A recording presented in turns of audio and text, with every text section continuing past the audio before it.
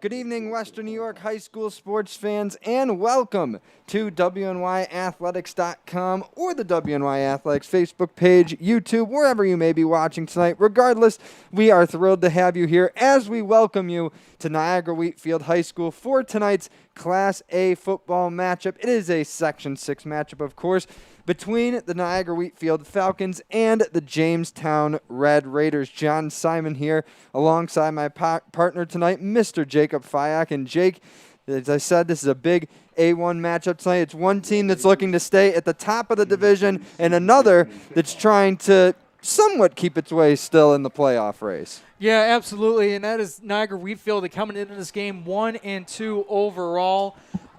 Their last matchup ended up being a loss against Lockport, 43-20, and they're taking on a very, very dominant Jamestown team. When I say dominant, it's kind of an understatement. Here's their wins so far. They've defeated Hamburg 47-6, Grand Island 53-6, and then last week against Kenmore West, they defeated them 33-12, all for a combined total of outscoring their foes 133-24. Like I said, dominant is an understatement. Jamestown has been one of, if not the best football teams here in Western New York, and that's what the challenge Niagara Wheatfield is going to come up in. And even on their home turf, even with it also being senior night as well, getting a big win here against Jamestown is going to be a good upset. And Jamestown will get the ball first to start this game. The Red Raiders, ironically, in the all-white uniforms, while the Niagara Wheatfield Falcons will be in the red unis with the red helmets and the black pants. And the one thing, Jake, you know about this Niagara Wheatfield Falcon season, they come into this game 1-2, playing the A1 Division's top team in Jamestown. But their one victory this year has come at this brand spanking new and beautiful turf facility. They beat McKinley here a couple weeks ago, 26-14. And on the opening kickoff, Jamestown having some trouble recovering it. Jalen Butera just trying to fall on that ball, and it squirted out. But luckily for the Red Raiders, Jake, they avoid a catastrophe on the opening play, and they will start out at right around the 30-yard line. Yeah, that wasn't the only time the football went through the hands. Cameron Mays was the first one to make contact with it. Butera went through his hands. The good thing with his wingspan, he's able to recover it.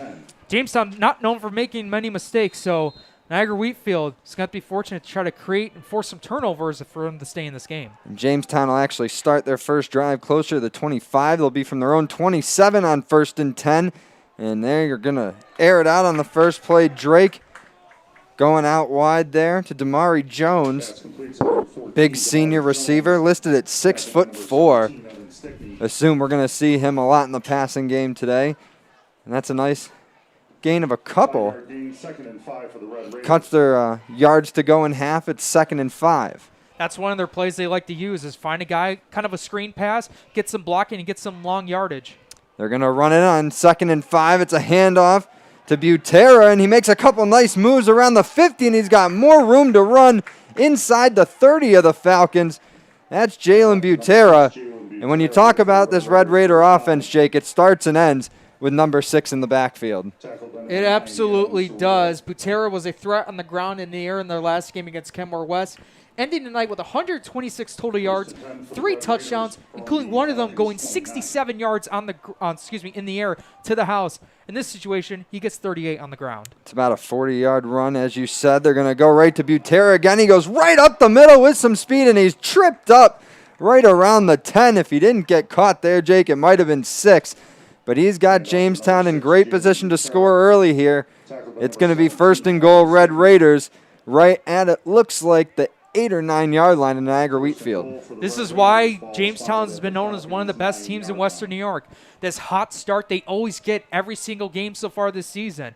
On their first drive, they're in a little bit of a no-huddle offense, and they're already in the red zone. And they're going to run it to Butera again. 3rd straight carry, and he walks into the end zone with ease. Touchdown, Jamestown. It's always tremendous to see the way Butera is able to run the ball, and you see Drake throw, Jones using his great hands along with Rojas. But once again, the offensive line has been phenomenal. They're creating a lot of space for Butera. They get these big holes up in the middle. They had three straight plays with him running up the middle, and he's been successful because of some great blocking. And now we will see the extra point kicking from Ella Profiter for the first time tonight, and she does what she's done relatively all year this season, Jake. Nails it through the uprights with ease. Yeah, so a good story for Ella Profiter. She is a freshman kicker on Jamestown. I spoke to Tom Langworthy on their victory week 1 against Hamburg, and the story goes is that he thought, or when they were going through their practices, he couldn't find anyone that had a strong leg. So Ella Profiter's dad, who is part of the JV football team for Jamestown, they brought her on, who normally does soccer for the girls the girls soccer program. They brought her in. They did a couple of extra points. They did a couple of field goals from about 10, 15, 20 yards out, and she was being very consistent from those areas where Tom Langworthy thought, bring her on. She's been the best kicker on this team. She is the best kicker on this team, and that's why you see her out there. Yeah, I feel like special teams in general has been better this year throughout Western New York, Section 6, and that might be because a lot of soccer players have been able to play play football this year with the seasons or sports not being in the same season.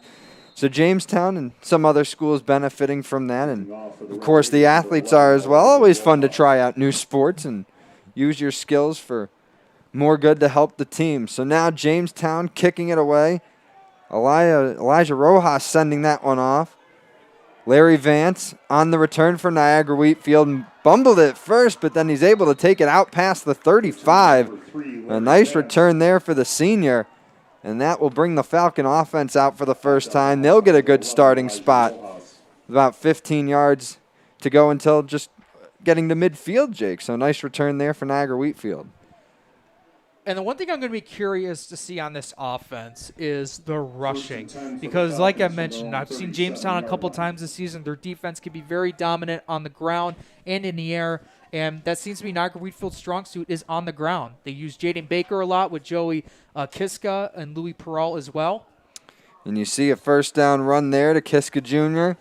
Gains about 2 or 3 with the run to the right, but you hit the nail on the head, Jake. The big name in that backfield for Niagara Wheatfield is going to be Jaden Baker. When they defeated McKinley here at home a couple weeks ago, he had about 100 yards rushing and 2 touchdowns in that one.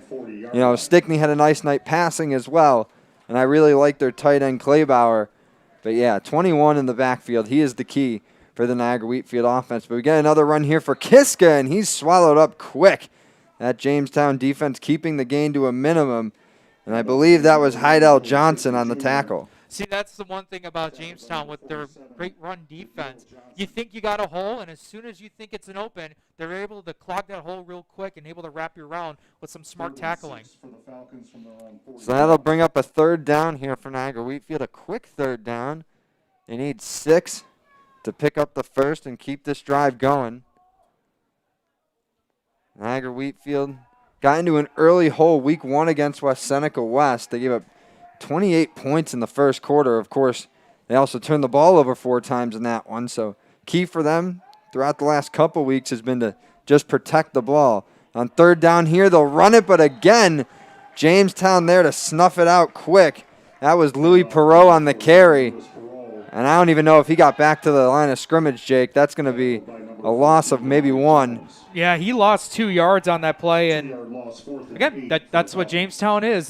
They once they get this hot start, they get this confidence, they get this burst of energy from the get-go, and you see it off the edge as Perot had nowhere to go.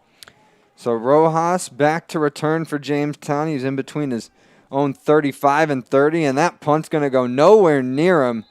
It's shanked out of bounds. Looks like it went out around the Jamestown 45. They'll spot it actually closer to the 50. It'll be at the 49. So the Red Raiders took them only about 5-6 plays to score on their first drive, Jake, and now they're going to get a pretty nice spot to start their second one right around here at midfield. And we know from that last drive by Jamestown, Butera was able to help them score in 3 plays and well over 50 yards. Yeah. And they're starting off with tremendous field position. The 49-yard line of their own territory. Jamestown is just a tremendous start so far, like they've had all season. Spoke with head coach Tom Langworthy earlier today. He's in his 13th season as the varsity head coach for the Red Raiders. Said despite Butera being only a junior, sees him as one of the best all-around athletes and players in Western New York, and could even be a Connolly Cup contender. 1st and 10 look here for Jamestown. They hit Carter Agansky over the middle for a nice gain of about 4 or 5. And Trey Drake, just a sophomore, but already in his 2nd year as the starting quarterback at Jamestown. 5-yard gain, 2nd and 5 for the Red Raiders. And it's a lot of it has to do with his command of the offense. He's confident when he's out there. He mainly likes to get those short passes, but if he sees Rojas or Butera, he can throw it deep. Got Chris Navarro on the end around here. Tried to shake that first tackle.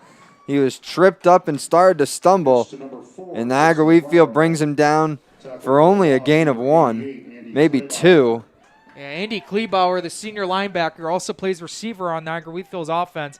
Came up big on Navarro, able to tackle him down. Only man to bring him down for a loss of a couple yards. Jamestown's done a nice job mixing the run and pass so far in the early stages of this first quarter. We'll see what they pull out on 3rd and 8 here. Drake's got 3 receivers to his left, but he looks to his right on the snap, and it's going out of bounds. Pass intended there for Rojas. And a nice stand by the Niagara Wheatfield defense here, Jake, but they may not be out of the woods yet. Oh, no, I changed my mind. It looks like Jamestown is sending out the special teams unit here. I thought the Red Raiders might consider going for it there. They're in 4-down territory around midfield, but it looks like Rojas is going to punt this one away here. And this is what you need from Jamestown. You got to try and stop their momentum as soon as possible. With this ball coming back in the hands of the Falcons, they're going to have to try and respond with a touchdown of their own. Nice. Hang on. There's a flag on the play. Nice job by Rojas to adjust with the low snap and get the punt away. And he's just getting up off the ground. Jake, I didn't see it. Did they hit Rojas on the punt there? Yeah, they did. Roughing the punter. They absolutely did. And, as soon as I said Falcons are going to get the ball, I accidentally jinxed him on that play. So I apologize for that. But, yeah, Rojas got hit on the way up when he was punting the ball. And that's going to be an automatic. That should be, I believe, an automatic first down for Jamestown. So we'll see what this does for the Red Raiders here. They could certainly... So I believe there was also a penalty on Jamestown. So yeah. The running into the punter and a penalty on Jamestown negates it. So they're going to offset those penalties. It looks like they're just going to replay the 4th and 8 here from the Jamestown 49. Not a bad break for either side, I guess. I didn't initially see the ref signal what the penalty was on Jamestown, but Me nonetheless, neither. They will re-kick. It's about 5 minutes going by in this opening quarter. 7-0 lead for Jamestown. Rojas, much cleaner snap. He tried to punt it. Now he's going to run it. Shakes through the first couple of tacklers, and now he's got some space. The first down and more. There's a flag thrown on the field as Rojas is brought to the turf. But what a turn of events on 4th down there for Jamestown, Jake. That looked like they were all set to punt. I don't know if that's how they drew it up, but what an impressive one for Rojas there to get through half a dozen tacklers or so to pick up that first down. And that's going to be a killer. And there you go. It won't be a first down.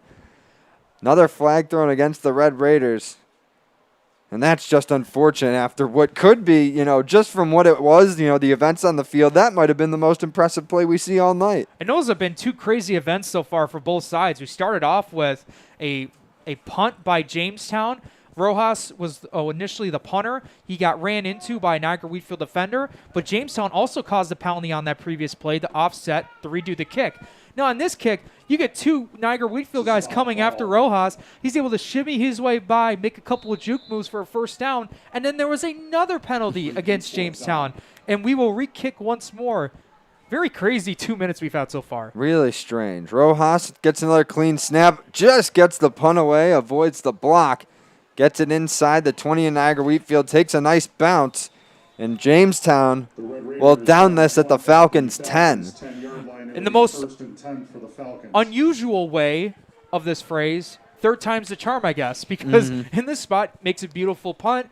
They knock him down right at the 10-yard line, and Niagara Wheatfield is going to have a long way to go to try and tie this game up. Yeah, that's about 5, maybe 7 yards further than where his original punter, the first punt, would have went if that had stood. So Niagara Wheatfield down 7-0 here in the early going. They're going to have to go a long ways if they want to tie this thing up. starting at their own 10 here. Stickney under center. Takes the snap, hands it off, and once again, Jamestown closing up every hole on that front line. No gain there for Niagara Wheatfield. And once again, that was Joey Kiska on the carry. Tackled by number 14, Damari Jones. 1 yard loss, second and 11. Kind of surprised so far we haven't seen Jaden Baker out there. I'm not 100% sure if he's not playing today or if he has a possible injury, but so far he hasn't got any carries. Yeah, they've gone with Kiska. We saw Perot run on third down on their first possession, but so far nothing from number 21. Second and 11 here. Stickney able to avoid a tackle, but now the ball comes out. There's flags on the field, and it looks like from our vantage point, Stickney was able to jump on the ball and recover it. But we'll see what the penalty call is here. Yeah, it was going to be an option play, and the false start of Niagara Wheatfield will push him back. Initially, it was going to be looks like a triple option read, where they were going to have Kiska go to the outside. Stickney might have been able to toss to him, but he ends up bobbling it, fumble on the play, and luckily they were able to recover it, but this penalty will set him back. And actually, no, Jamestown declined the penalty, which I kind of agree with. You know, your defense has been playing well so far. Third and 11, third and 10. Jamestown will take that over second and 15. Now we got Xander Fletcher in for the Falcons on third and long, and he's going to be brought down right around the Falcons' own 2. And that Jamestown defensive front just overpowering the Niagara Wheatfield offensive line here in the early going. Niagara Wheatfield likes to use a 2-quarterback set for a little bit throughout their game. And this situation is Jamestown once again, that front four just being very dominant against Niagara Wheatfield's offensive line, breaking right through and bringing down Xander Fletcher for a sack. So now Niagara Wheatfield going to have to punt this one away. Rojas right around the Falcons' 45. Butera at the 25 as well. They get a nice clean snap. They had to get one since they were punting from their own end zone, but that one's not going to go far. It's going to be down just at the 20. And this is a tough spot to be in if you're the Falcons defense right now, Jake. You stop Jamestown on their last possession. You get no help from the offense.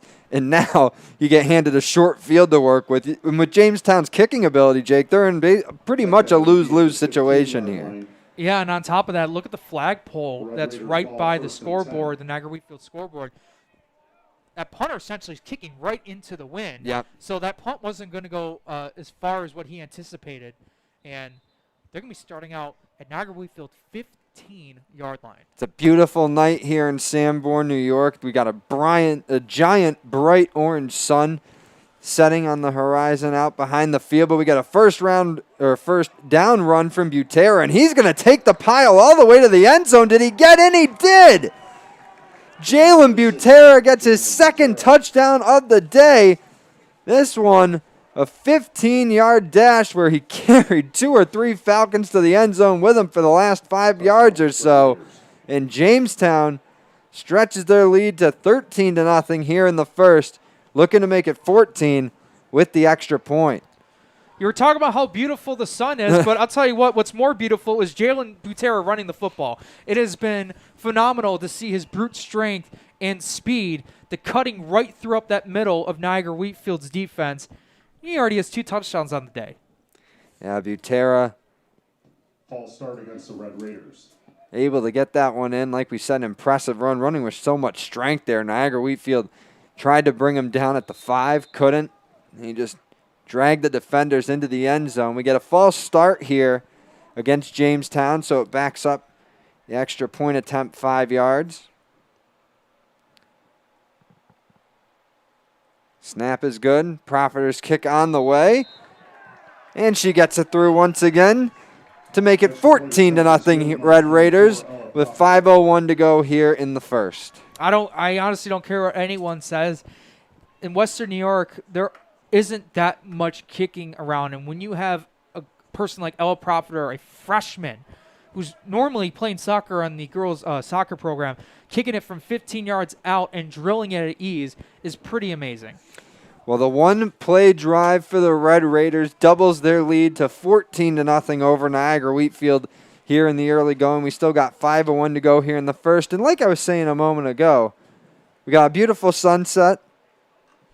Big, giant orange circle sitting out there behind the field. Like I said, it's a beautiful brand new complex here at Niagara Wheatfield. Jake is here for the first time checking out the Falcons' new facilities. And it's a beautiful night for football, but like you said, that wind picking up out there, we can see it, the flag whipping right next to the scoreboard. And that could definitely play a factor throughout the evening here. And you mentioned about Niagara Wheatfield's brand new facility. It is very gorgeous. 10 out of 10. I really love this facility. I know Salamanca had a brand new facility that they put up about a couple months ago. They posted on social media, and I can't wait to go there as well to catch a game. Kiska Jr. takes a nice kickoff out to the 40-yard line, maybe just a little short, but a nice kick there from Rojas. Kiska's able to run that up to the 40, and Niagara Wheatfield's offense going to get a nice starting spot here.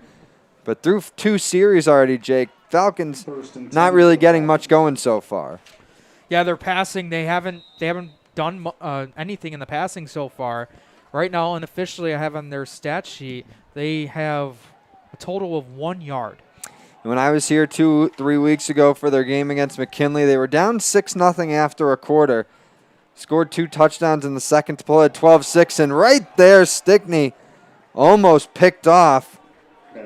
Getting a hand on that one was Drace Garland, linebacker for Jamestown. And that was a dangerous look there for Stickney. That could have put the Falcons in a lot of trouble. And Stickney's just going to have to be more calm in the pocket, going to have to re-look through his reads. And it's tough to do that because Jamestown's front 4 so far has shown to get through the backfield a good amount of times where it feels like he doesn't have a lot of time to make a throw. Stickney looks to his left where he's got 3 receivers, but he can't get rid of it. He's brought down. Ty Schultz, the first one in there to get the sack for the Red Raiders. And this Jamestown defense, Jake, pretty much rolling as much as the offense is right now. And that couldn't have been more on cue. Stickney was in the pocket for about a second or two, and Schultz just blows right by the right tackle and brings him down. As soon as Stickney saw him in his peripheral vision, Schultz was going to wrap him up and not let go, holding on for dear life. And he brought down Stickney for a big sack and a huge 3rd and long coming up for Niagara Wheatfield. Yeah, they're going to need to pick up 22 yards here if they want to keep this drive going. Falcons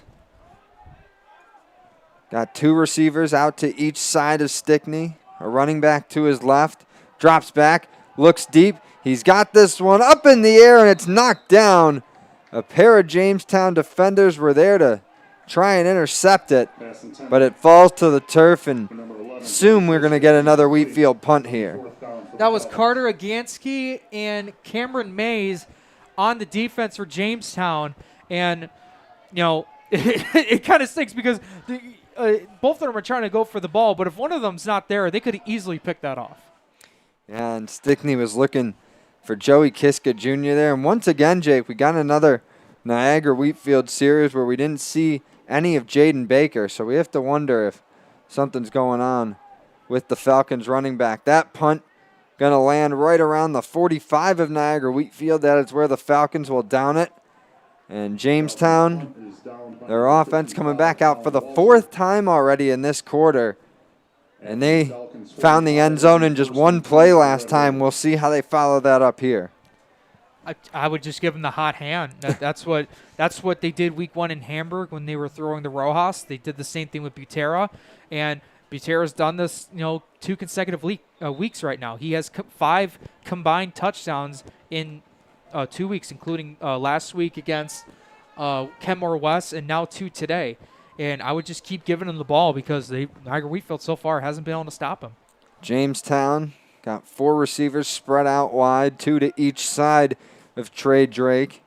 Butera to his right in the backfield. He's got a receiver in motion, but he's going to hand it to Butera on 1st down. Makes a nice move right around the 35 and spins out past the 30 for a gain of about 15, maybe 17 yards.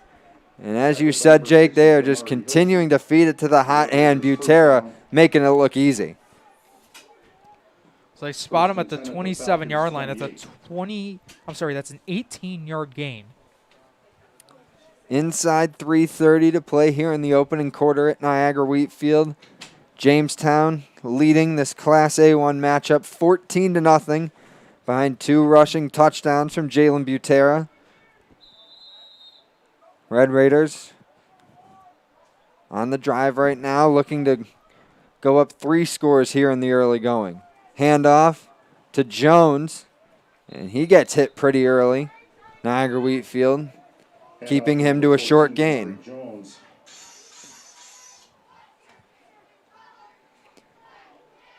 Tackled by number 39, Marco. Going to be a gain of only 1 for the Red Raiders. 2nd and 9 coming up. Pretty good crowd on hand tonight here at Niagara Wheatfield Stadium. They're celebrating senior night for the Falcons. Took care of all those festivities before the game. Drake hit as he throws there. That one falling incomplete. And a nice job by the Falcons defense getting in there first. I believe was Damari Hilson. And he hit Drake's arm just as he was letting go of that one. 3rd and 8 for the Red Raiders.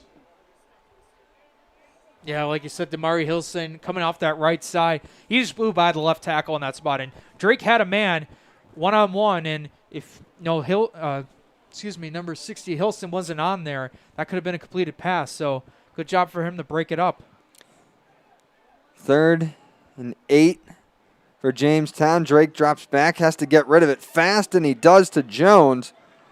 But he's hit in the middle of the field, a couple yards short of the first down marker. And now we'll see what the Red Raiders do here, Jake. It's 4th and short. They're somewhat deep in Niagara Wheatfield territory. And we'll see if they go to their kicker, Profiter, or if they elect to keep the offense out for 4th and short. And it looks like the offense is going to stay on the field here. Yeah, the way their offense has been playing, you got to go for it. And it looks like they're not even going to have to run the play.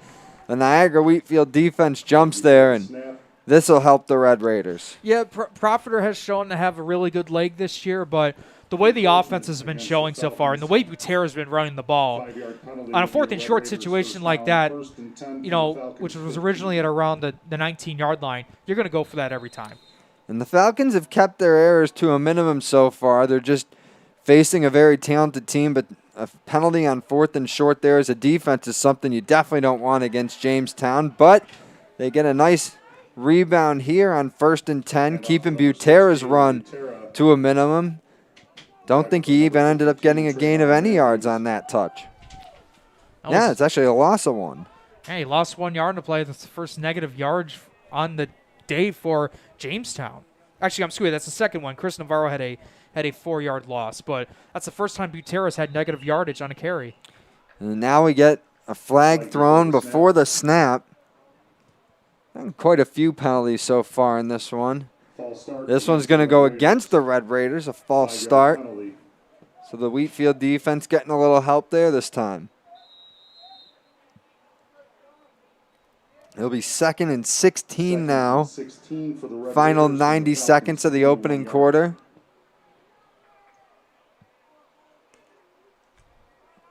Drake comes to the line. Pair of receivers out wide to each side. Looks to the left. Throws over the middle, and he just had his receiver open, but Damari Jones couldn't bring it in.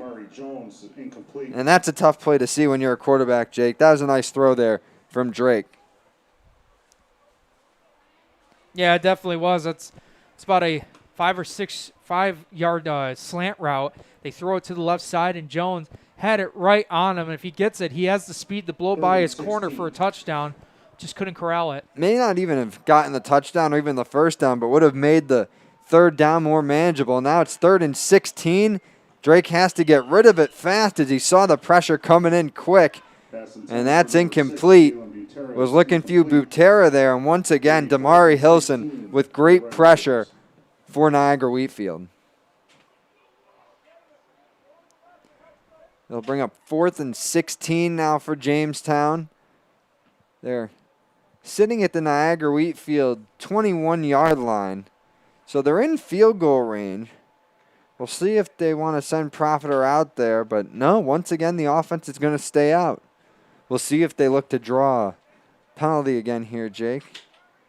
Nope. Drake takes the snap on 4th and 16, looks deep to the right side, and he connects.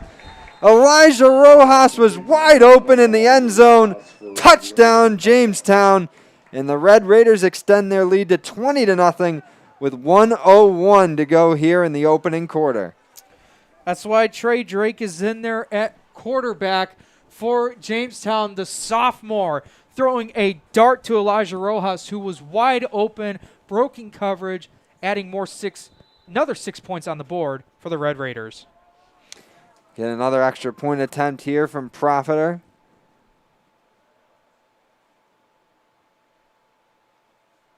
And that will be just like the first two, straight through the uprights. And it's 21-0 Jamestown here. As I said, with still a minute to go in the opening quarter.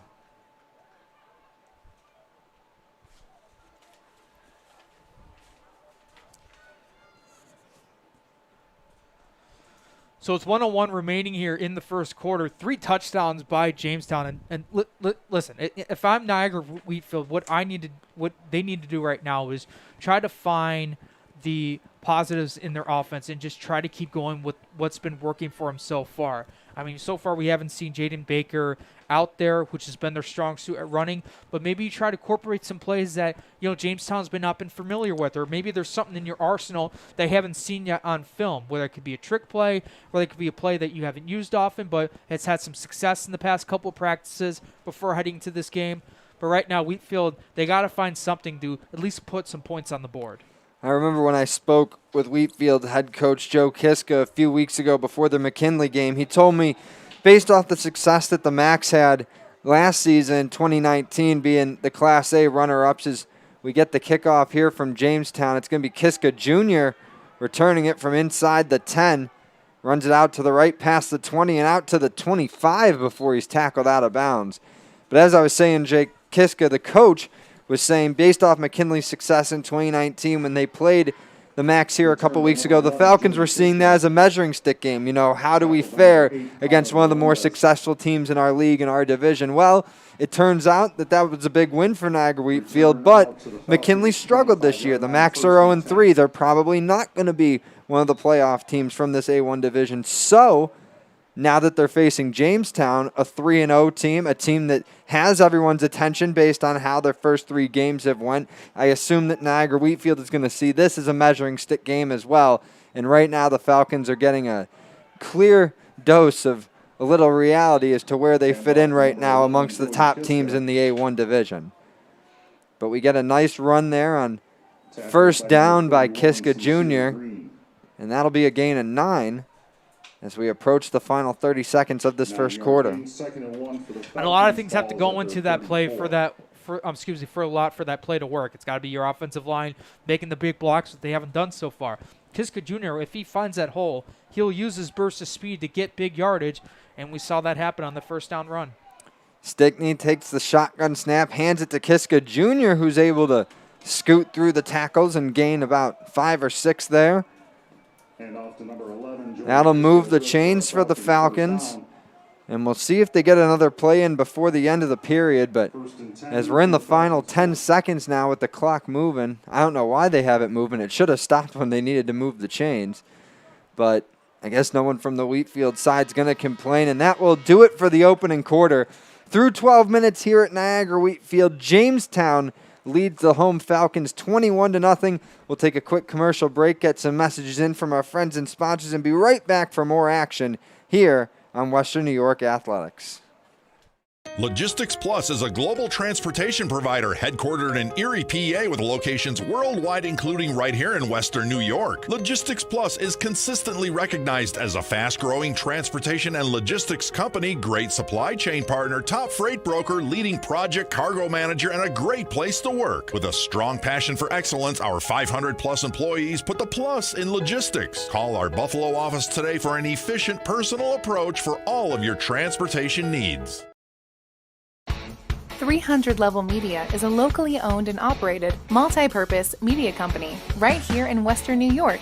You'll find us everywhere, covering the Bills, Sabres, Buttes, Bisons, Big Four basketball, local college sports, and much more. Our staff offers a variety of media services, from video production, live event coverage, audio broadcasts, professional voiceovers, camera operation, and videography. Visit www.300levelmedia.com or give us a call at 716-427-2600. This is 300 Level Media.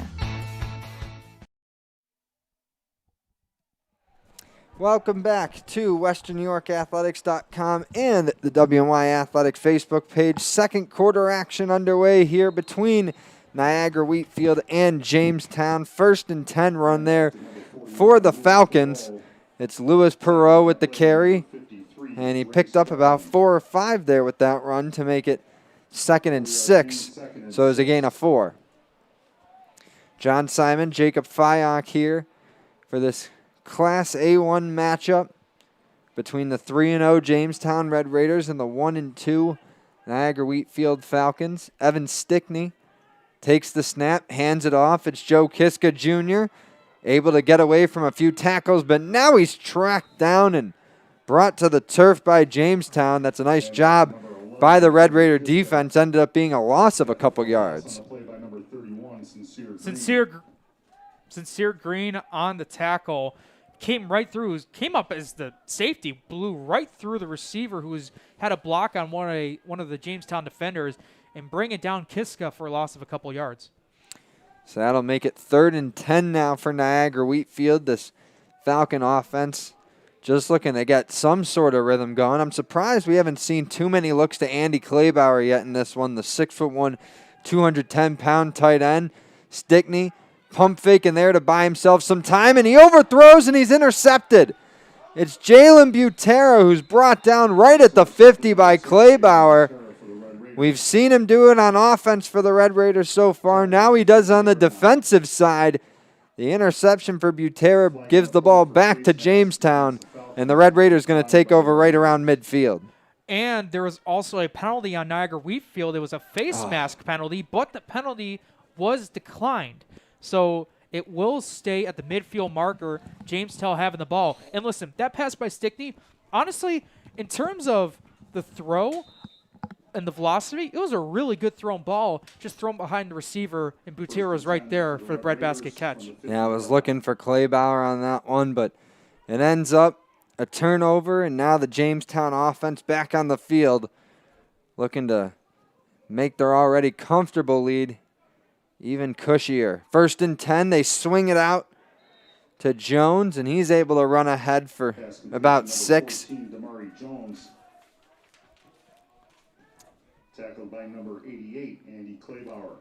And that's a play that's been very successful for Jamestown.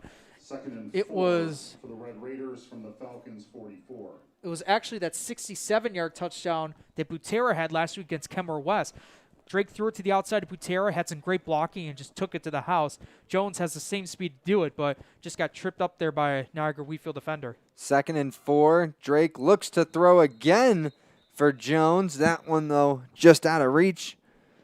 Incomplete. And nice coverage there by the Wheatfield defense. Stops the clock, the incomplete pass. 9:51 to go in this second quarter, and now we got a flag on the field as well. It's going to be a hold against Jamestown, so that'll back the Red Raiders up a few yards.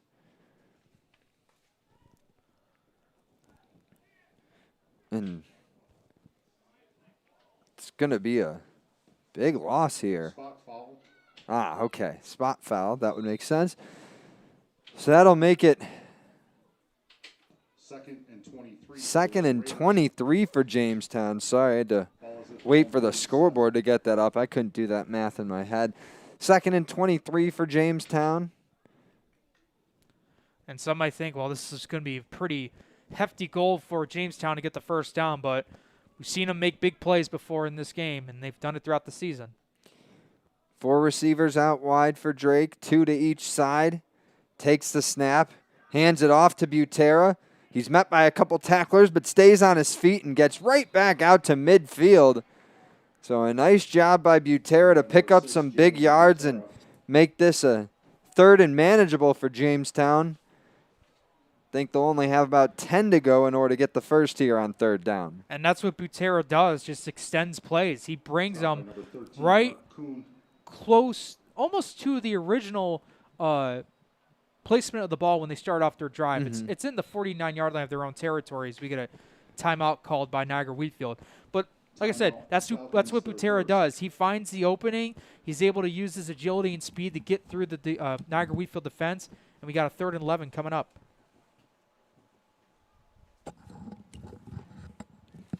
So in this timeout, we'll see what Jamestown and Niagara Wheatfield both talk over here. This is a big play for the Niagara Wheatfield defense, Jake. I mean, for Jamestown, I think they can afford, a stop here. If they get stopped and they have to punt it away or go for it on 4th and get stopped, it's no big deal. For this Niagara Wheatfield defense, I know it's early. Yeah, they're down 21-0.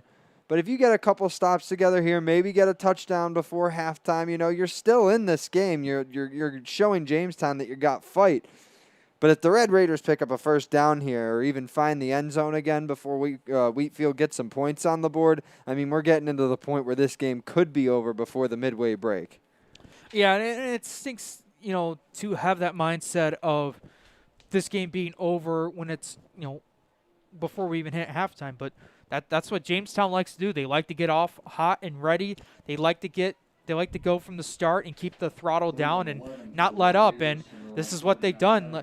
I can't, say anymore how many times I've said it throughout this game is this is what they like to do is get off to a hot start and put as many points on as they can. 3rd and 11 for Jamestown. They swing it out to Butera. He shakes by the first defender and spun through the next, and the ball was loose for a moment, but it looks like it was recovered by Jamestown. And Butera had to do a lot of work there to only gain about 2 yards, maybe not even. And the Raiders going to have to make a decision here on 4th down. They are in Niagara Wheatfield territory at the 48-yard line. It's 4th and 8. And it looks like Jamestown's going to go for it here, Jake. This is what they do. They know they have the offense to get the conversion. Drake looks to pass. He hits Jones right over the middle. He's got room to run. And Jones is brought down inside the 5. It's a touchdown-saving tackle by Vance. But what a look there from Drake to Damari Jones. And number 14 has done really everything in the receiving game so far for Jamestown. That's the redemption pass for Jones. We had that earlier on the other side of the field. He ended up dropping it. And this time they connect from Drake to Jones for a 45-yard gain. Now Jones going to take the direct snap, and he runs it in with ease. Touchdown, Jamestown. And Damari Jones earned that one. The big catch and run to put Jamestown inside the 5 set up that score. And the big senior receiver takes the direct snap and runs it in himself to finish the drive. And the Jamestown Red Raiders are in full control of this one. It's 27-0 with 8:15 to go in the first half.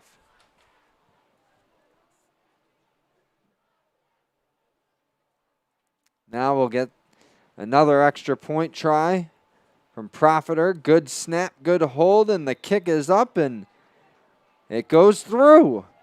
Was a little bit to the right side, but Profiter is 4 for 4. And the Jamestown Red Raiders, as I said, are clicking on all cylinders in full control, up 28-0. Can't ask for any more for what Jamestown's been wanting. This is who they are, and this is what they do. They'll keep going. They don't stop. And with 8 minutes and 15 seconds remaining in the first half, just expect Jamestown to keep going. This is why Niagara Wheatfield needs to find some answers on offense and try to get some lucky stops on defense. Anytime you see a chance where Jamestown might either muff a punt or could be a possible fumble opportunity or an interception opportunity, they need to jump on it real quick so they can try to get back in this game. And with the season being as unusual as it is, a shortened season, a spring season, a COVID season, shortened playoffs, teams aren't going to let up in games where they're leading by a considerable margin already. With all the tiebreakers and only 2 playoff spots available in each division, teams aren't going to let up. They need all the points they can get. Short kick here by Jamestown. It's fielded and brought out of bounds there by Niagara Wheatfield's Mark Kuhn. And he draws a flag there, Jake, as it looks like Jamestown tackled him after he was out of bounds. Yeah, that's exactly what the penalty is going to be on. The return man for Niagara Wheatfield, Mark Kuhn, went to the outside. He was being taken down around when he was going out of bounds, but another two Jamestown players went up and helped bring that third Jamestown defender to bring him down for a tackle, but he was well out of bounds. And I don't think that's going to be much of a problem with this Jamestown team undisciplined play. I think Tom Langworthy will nip that sort of stuff right in the bud. He doesn't want his team to do any favors for Niagara Wheatfield, already up 28-0 in this game. Don't want to give the Falcons any reason to get back in this one or get any momentum. But the Wheatfield offense will get a decent spot here to start their drive following that penalty call. They'll be right at midfield. First and 10, and Stickney will start this series under center. And then the snap is bobbled. It ends up on the turf. But Stickney able to fall on that one and keep possession with his side. Fumble on the play recovered by the quarterback, number 17, Evan Stickney. It's like all the momentum has shifted over towards Jamestown. Now Niagara Wheatfield just feeling some pressure when Jamestown front four is coming right up to that line of scrimmage.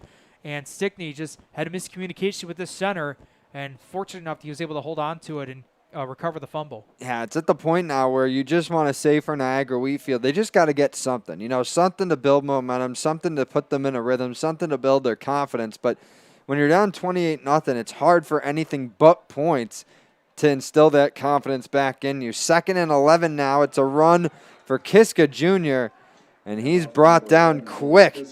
Damari Jones and Carter Agansky, the two in there to bring him down. And that ends up being a 1-yard loss for Niagara Wheatfield. This will be another 3rd and long for the Falcon offense. And they're coming off of a week where they scored 20 points against Lockport, but got off to a slow start. But this Jamestown defense averaging only 8 points against this year. 3rd and long, Stickney looking deep down the left side of the field, and that one's incomplete. I believe that was Kiska Jr. on the far side of the field that he was looking for. And Kiska Jr., Jake, he was out of bounds, I think, when that ball landed on the turf. So it might have just been a little bit of mistiming there. It was that was a play where Stickney's trying to believe in his arm strength to try to get this offense and move them down as quick as possible. They're down by 4 scores in that 3rd down situation, and unfortunately it had enough of a hang time where it was actually almost picked off by Jamestown. Yeah, but it ends the drive for Niagara Wheatfield. Falcons in punt formation here. Kleibauer, the one back, ready to boot it away. Gets a nice kick on it. Rojas going to return it from his own 23. Bobbled it for a second, but he maintains control and now runs out past the 30. Gets past another defender and out to the 40, but the ball's on the field. There's a scramble for it. We'll see who has it. And it's Falcons ball. So, Jake, I stand corrected. I said at this point in the game for Niagara Wheatfield, it'd be hard to find anything to get them momentum or confidence beside points, but like I said, I'm going to bite my tongue. I'm going to stand corrected. That right there is the momentum builder that Niagara Wheatfield needed. I mentioned this a little bit earlier. As soon as there is an opportunity where Jamestown is in a situation where they might fumble or throw a pick, Niagara Wheatfield has to be on top of it. In this part, Rojas makes a beautiful job getting his return team down the field at the midfield marker, but has a Niagara Wheatfield defender behind him to cough up a fumble, and the Falcons recovered it. Yeah, Rojas would have had about 25-yard punt return there as we get a 1st down run from the Falcons. It's Kiska Jr. again. Picks up about 5 on that carry. And you got to feel a little bit for Rojas. I mean, not too much. His team's up 28-0 right now. They're having a pretty good night. But I mean, he had that one 4th down run negated back in the first quarter due to a penalty where he was able to juke through 4, 5, 6 Niagara Wheatfield defenders there. He gets through a half a dozen Falcons or so on that punt return. I mean, he's had a couple highlight reel plays tonight taken away by penalties or turnovers. But 2nd and 5, handoff to Kiska again, and he's stopped for a very short gain, and now we get a flag after the play. Must have been some words exchanged down there at field level. Oh, Tom Langworthy is not happy about this penalty. And I don't know if he's not happy with the call or not happy with what his players were doing on the field or maybe what the other players were doing. It's all a question for us as we're all up here in the press box. He thought there could have been a penalty on Niagara Wheatfield. He wasn't expecting it to be on his team.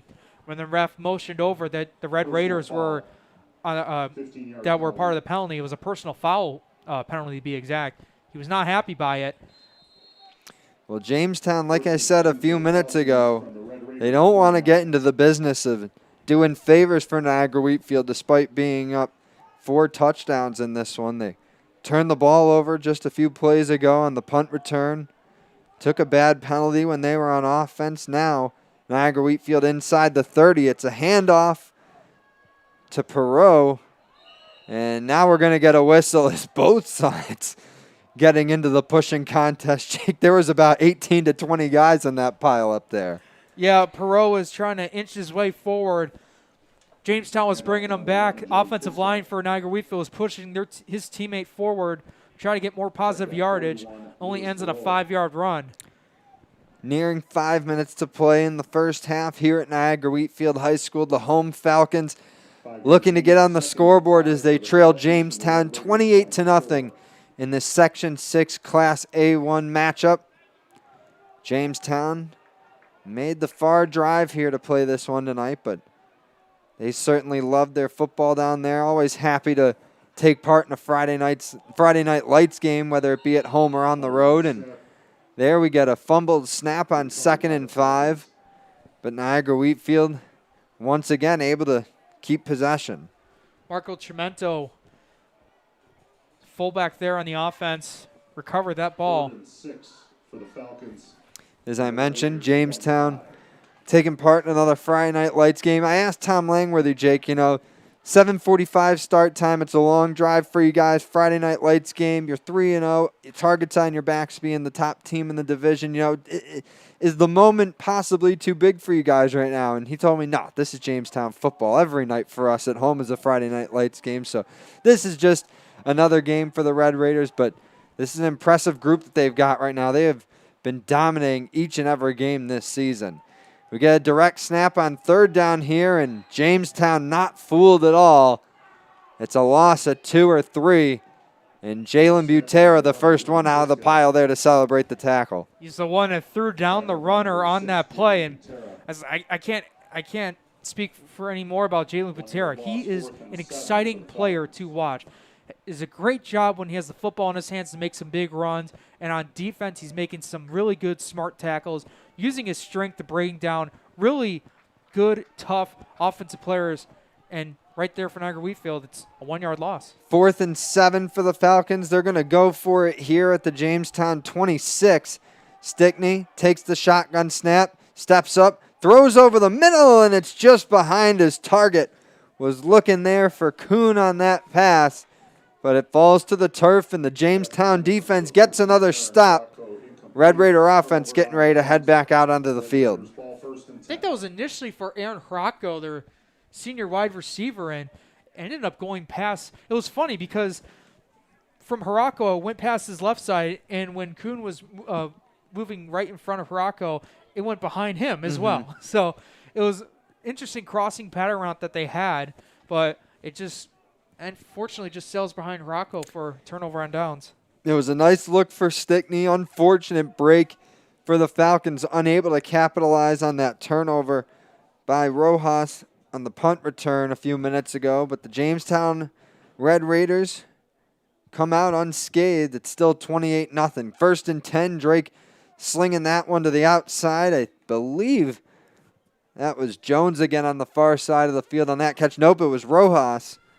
Pass complete to number 11. A different senior receiver getting into the passing game, and that's good for Jamestown, Jake. You know, Rojas fumbling the ball a few plays ago didn't lead to any points for Niagara Wheatfield, but they want to keep him involved, help him forget about that turnover. It was a little bit of a scary event because on the Niagara Wheatfield drive, he had a little bit of a limp towards the bench, but it's a good thing to see him going out there 100% right now. And it's another look to Rojas, and he makes a great catch. The ball was a little too far in front of him on that throw from Drake, but he's able to stretch his arms out and bring that one in. Beautiful balance shown there by Rojas. We'll see where they spot it. Oh, no, are they going to rule that an incomplete pass? I thought he came up with that ball. They're going to rule that incomplete. Yeah, I'm actually shocked that it was incomplete. I'm going to have to take a double look at that, but I'm assuming he didn't have full control and maybe the ball hit the turf when he was trying to corral it in. Yeah, from this angle, it looked like a good catch. But nonetheless, I mean, this is Jamestown's offense. 3rd and short, 2-down situation. It's very manageable for them to get. Well, there was no complaints from the Jamestown sideline, so it must not have been as close as I thought it was. We get a 3rd and short run here for Butera. He picks up a yard or two, but he's going to be short of the first. And we'll see what the Red Raiders do here. They're going to exchange some bodies. It appears that they're going to punt this one away. Number 17, Evan Stickney. 4th and 1 for the Red Raiders. Jamestown. This is an They're interesting going to go for it here, it looks like. They have. 4th and 1, direct snap to Jones, and he'll run it forward for a first down and a couple more. And that'll keep the drive alive for the Red Raiders as we enter the final minute of the half. That had to have been at least like a confusion-style play because you saw the offense come out and come off the field. They switch up some substitutions. They go into wildcat formation. Jones in the shotgun, getting more than enough yards for a first down. Yeah, they confused me. I thought they were going to punt, but that's not really that hard. 1st and 10 from their own 39, 37 seconds and counting to go in this first half. Drake looking over the middle, and he finds Jones at the 40 of Niagara Wheatfield. He continues to keep the wheels turning. He's brought down inside the 25, but once again, Damari Jones killing the Niagara Wheatfield defense in the passing game. And it all starts with a beautiful throw by Trey Drake. Jones has done a tremendous job. I really haven't seen a corner or a safety that's been able to go one-on-one against him and shut him down. Jones has been all over the place this season with those deep passes, and this sets up for them, sets up Jamestown in a beautiful spot to go up possibly a 5-score lead heading into the half. And Damari Jones was going over the Jamestown sideline with a little bit of a hobble after that play. He's getting checked out by the trainer on the bench. Looks like she's looking at his right leg, maybe ankle. We hope that the big senior's all right because he has been fun to watch so far in this game. Already has a 3-yard rushing touchdown in the second quarter, but has made a few big catches and runs to pick up big gains for the Jamestown offense so far in this one. And Jake, you mentioned just how much difficulty the Niagara Wheatfield secondary has had defending Jones so far in this one. You'd think that the biggest thing for them is his size. That would be a mismatch because he's 6'4". But when you look at some of the guys that Niagara Wheatfield has back there, I mean, Larry Vance listed at 6'2", Joe Kiska 5'11", Stickney 6'1". I mean, these are relatively tall guys. I know they aren't seeing eye to eye with Damari Jones. How many guys are at 6'4", but I mean, man, he is just making it look easy out there. Height's definitely a big advantage, but it's also his speed. He's getting a nice step or two on the corner and safety that's initially on him, and it's just more than enough for him to haul it in and make some big yardage plays and even go for 6. 1st and 10 here for Jamestown at the Niagara Wheatfield 23. 27 seconds to go in the first half, but Drake sees some pressure. He's able to get rid of it before being brought down. Doesn't look like they're going to throw the flag for grounding, but nice job there by Wheatfield to quickly bring pressure in on the quarterback. And that's been a few times we've seen Niagara Wheatfield's defense coming alive there, going right through the offensive line, bringing down Drake. They couldn't get him down for a sack, but still, 2nd down and 10, ball at their own, at Niagara Wheatfield's 23-yard line. 21 seconds remaining in the first half. Jamestown took the opening kick in this game, so they will be set to kick it off to start the second half, but we get a jump here from the Niagara Wheatfield defense. I believe that was Hilson going offside there. That'll be an encroachment penalty, excuse me. Hilson just a little bit too much excited on that play. Thought he knew when the count was going to be. Trey Drake does a hard count on him, gets in the jump. Like I was saying, Niagara Wheatfield set to receive the kickoff at the start of the third quarter. So if they could get a stop here on defense, and might be a little bit of momentum to take into the start of the second half. But Drake with a great pass to Rojas over the middle, and he finds the end zone. Jamestown continuing to pile it on here before halftime. It's now 34-0, Red Raiders on top.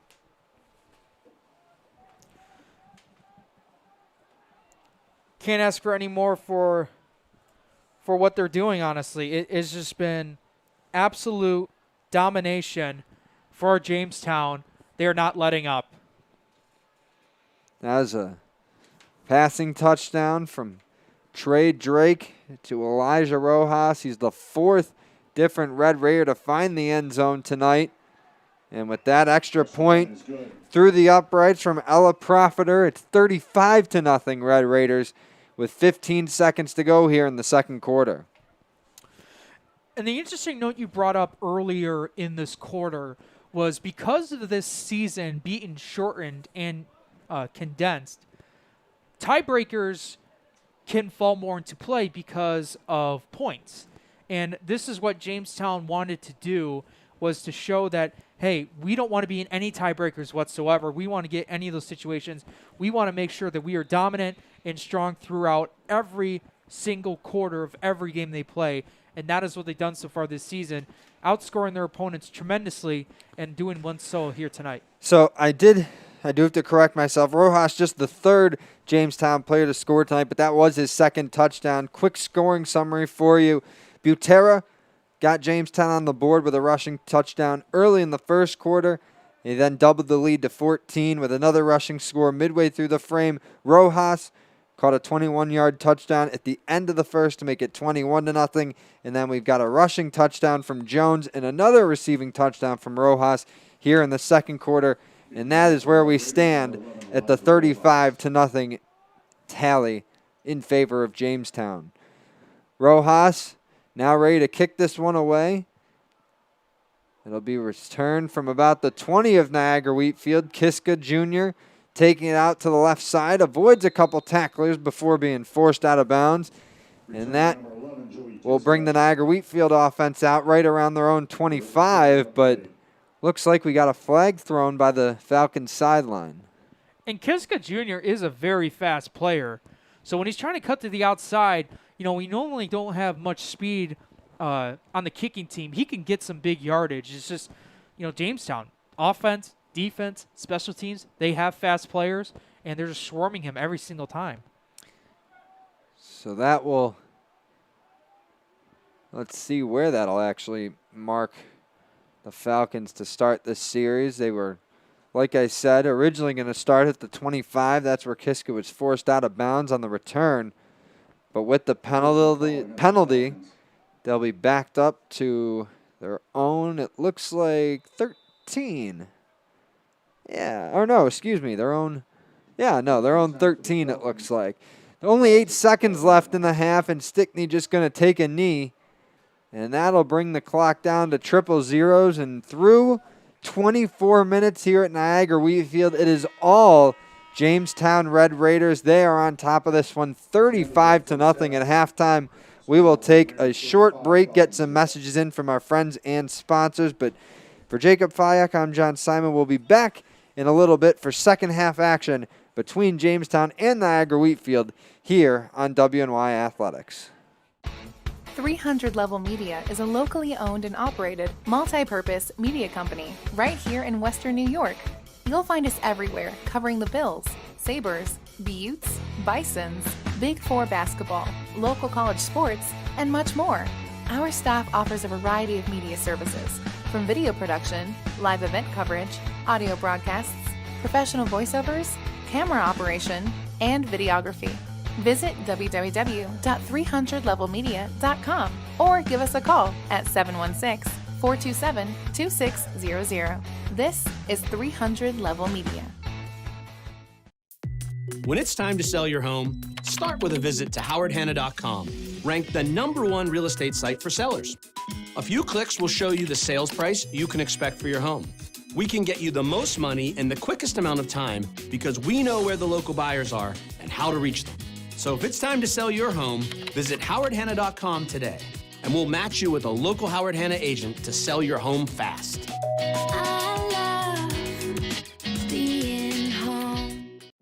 At Cairo First Wellness, your health and well-being is our passion. Let us take care of you and your family like one of our own. Cairo First Wellness Center is dedicated to providing patients long-term relief and teaching them how to continue taking care of themselves. With a blend of different techniques, services, and personalized treatment plans, we'll help you find wellness in a way that's right for you. Between chiropractic care, spinal decompression, nutritional counseling, massage therapy, custom orthotics, and more, your relief is in our hands. If twisting, popping, and cracking intimidate you, our Pro Adjuster restores the same range of motion as a physical adjustment would with gentle, repeated tapping. Dr. Mo at Cairo First has been taking care of my back needs for the past 4 years. His staff treats you like family. I've had the traction, I've had the massage done, and every time leave here feeling fresh and brand new. Cairo First Wellness Center. Your health and well-being. Our passion.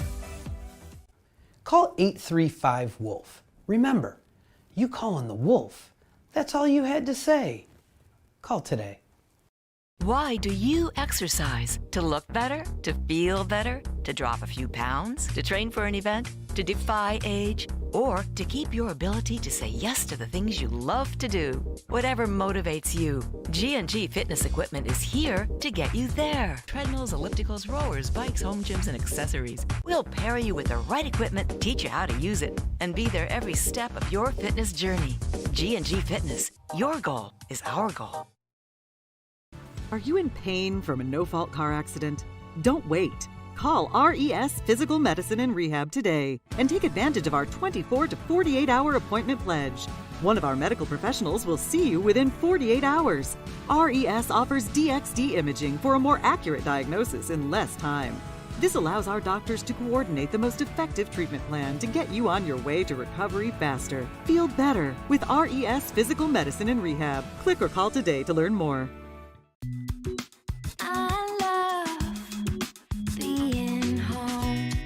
There's nothing better than owning the perfect house to come home to. You've earned it, and we'll make it happen. Our local real estate experts and in-house team of financial professionals make buying or selling your home simple. Howard Hanna. Home happens here.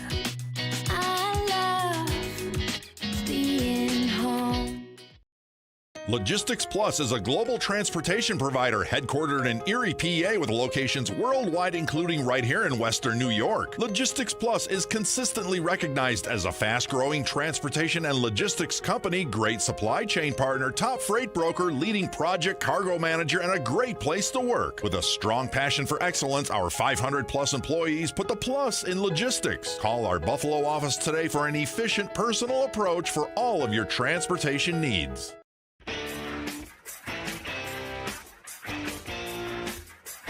WNYathletics.com is the premier high school sports website in Western New York, providing the best sports coverage of Section 6 and Monsignor Martin leagues. Check out our page for daily game recaps and late-breaking sports news. Our online scoreboards are updated in real time. Never miss a goal or touchdown. Visit WNYathletics.com today or follow us on Twitter, like us on Facebook, and subscribe to our YouTube. 300 Level Media is a locally owned and operated multi-purpose media company right here in Western New York. You'll find us everywhere, covering the Bills, Sabres, Buttes, Bisons, Big Four basketball, local college sports, and much more. Our staff offers a variety of media services, from video production, live event coverage, audio broadcasts, professional voiceovers, camera operation, and videography. Visit www.300levelmedia.com or give us a call at 716-427-2600. This is 300 Level Media. When it's time to sell your home, start with a visit to howardhanna.com, ranked the #1 real estate site for sellers. A few clicks will show you the sales price you can expect for your home. We can get you the most money in the quickest amount of time because we know where the local buyers are and how to reach them. So if it's time to sell your home, visit howardhanna.com today, and we'll match you with a local Howard Hanna agent to sell your home fast.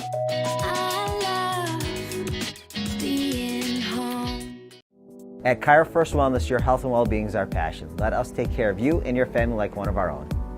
Cairo First Wellness Center is dedicated to providing patients long-term relief and teaching them how to continue taking care of themselves. With a blend of different techniques, services, and personalized treatment plans, we'll help you find wellness in a way that's right for you. Between chiropractic care, spinal decompression, nutritional counseling, massage therapy, custom orthotics, and more, your relief is in our hands. If twisting, popping, and cracking intimidate you, our Pro Adjuster restores the same range of motion as a physical adjustment would with gentle, repeated tapping. Dr. Mo at Cairo First has been taking care of my back needs for the past 4 years. His staff treats you like family. I've had the traction, I've had the massage done, and every time leave here feeling fresh and brand new. Cairo First Wellness Center. Your health and well-being. Our passion. Call 835-WOLF. Remember, you calling the wolf. That's all you had to say. Call today. Why do you exercise? To look better? To feel better? To drop a few pounds? To train for an event? To defy age? Or to keep your ability to say yes to the things you love to do? Whatever motivates you, G&G Fitness Equipment is here to get you there. Treadmills, ellipticals, rowers, bikes, home gyms, and accessories. We'll pair you with the right equipment, teach you how to use it, and be there every step of your fitness journey. G&G Fitness. Your goal is our goal. Are you in pain from a no-fault car accident? Don't wait. Call RES Physical Medicine and Rehab today and take advantage of our 24 to 48-hour appointment pledge. One of our medical professionals will see you within 48 hours. RES offers DXD imaging for a more accurate diagnosis in less time. This allows our doctors to coordinate the most effective treatment plan to get you on your way to recovery faster. Feel better with RES Physical Medicine and Rehab. Click or call today to learn more.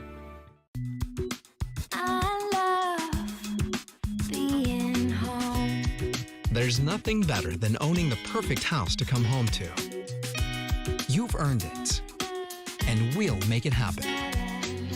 Our local real estate experts and in-house team of financial professionals make buying or selling your home simple. Howard Hanna. Home happens here.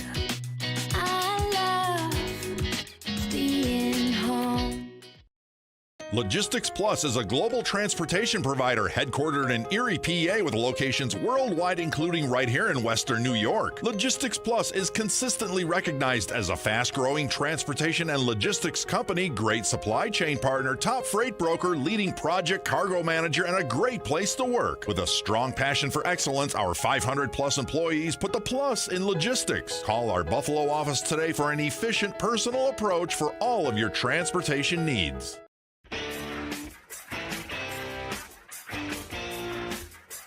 WNYathletics.com is the premier high school sports website in Western New York, providing the best sports coverage of Section 6 and Monsignor Martin leagues. Check out our page for daily game recaps and late-breaking sports news. Our online scoreboards are updated in real time. Never miss a goal or touchdown. Visit WNYathletics.com today or follow us on Twitter, like us on Facebook, and subscribe to our YouTube. Logistics Plus is a global transportation provider headquartered in Erie, PA with locations worldwide, including right here in Western New York. Logistics Plus is consistently recognized as a fast-growing transportation and logistics company, great supply chain partner, top freight broker, leading project cargo manager, and a great place to work. With a strong passion for excellence, our 500-plus employees put the plus in logistics. Call our Buffalo office today for an efficient, personal approach for all of your transportation needs.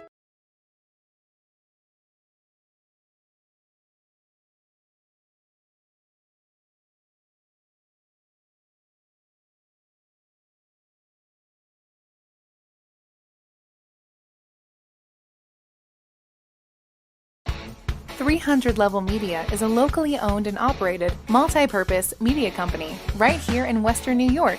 You'll find us everywhere, covering the Bills, Sabres, Buttes, Bisons, Big Four basketball, local college sports, and much more. Our staff offers a variety of media services, from video production, live event coverage, audio broadcasts, professional voiceovers, camera operation, and videography.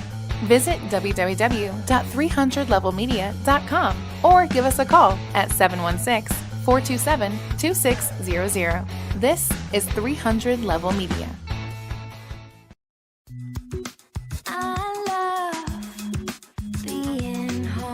We realize now more than ever is the perfect time to have the perfect house. We're confident we'll find your dream home. Howard Hanna.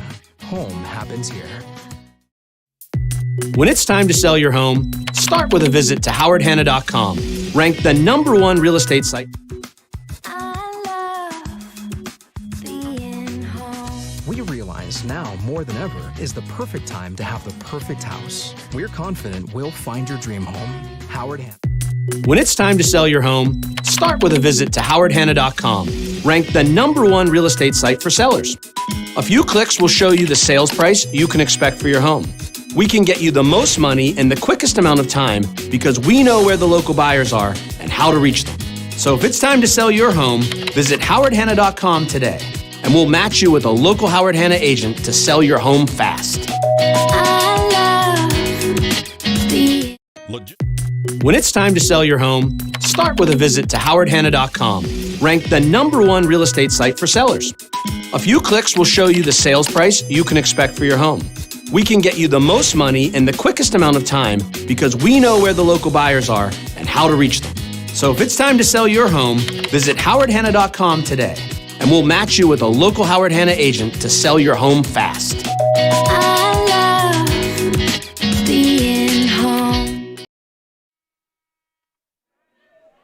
Welcome back to WMIathletics.com. Thank you for tuning in tonight, whether you're watching on the website, the Facebook page, YouTube, Twitter. Doesn't matter. We thank you for tuning in tonight for some high school football action in Western New York. John Simon, Jacob Fyock here for this Section 6 Class A clash between Jamestown and Niagara Wheatfield. Just about ready for third quarter action between the Falcons and the Red Raiders. And right now, the visiting Jamestown squad in full control of this one, 35-0. They lead the home Falcons, and that's really, the story of this Red Raider season so far. They have just run roughshod through the A1 division. They're 24 minutes away from improving to 4-0 and getting ready for what could be a first-place clash or a battle for first place between West Seneca West on Friday, April 30th in the final game of the regular season. But we still have a whole half of football to play here out at Niagara Wheatfield High School. It's senior night for the Falcons. We're celebrating a great last 4 years from this group. They're playing in a beautiful new facility here in Sanborn. It's a little bit windy out there, but still a nice spring evening. And we got Jamestown set to kick this one to Niagara Wheatfield for the start of the third quarter. It'll go over the heads of the returners and into the end zone for a touchback. And the Falcon offense going to come out here with a lot to do if they want to tie this game, but really nothing to lose in this second half, if you ask me, Jake. Yeah, absolutely. And right now it's just try to find the positive things throughout the second half. Look at the little things that you're going to be doing from each play from here on out, and just try to go off of that heading in, into your next opponent. This Niagara Wheatfield squad scheduled to play against Grand Island on the road next Friday in their regular season finale. And if they lost tonight, they would drop to 1-3. So playoffs probably not in the picture for Niagara Wheatfield, but still looking to finish the season strong. 1st and 10 from his own 20 here for Stickney. Looks down the right side of the field and completes a throw.